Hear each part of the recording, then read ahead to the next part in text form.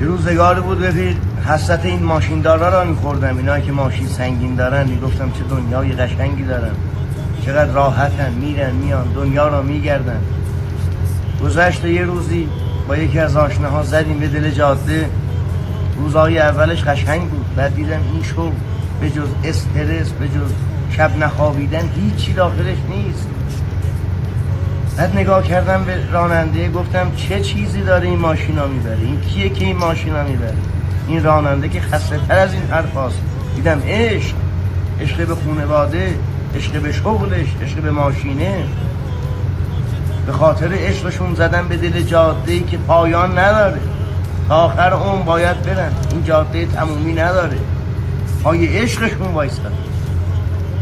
اینا رفیق هر کسی نمیفهمه، اون شب نخوابیدنه را هر کسی نمیفهمه.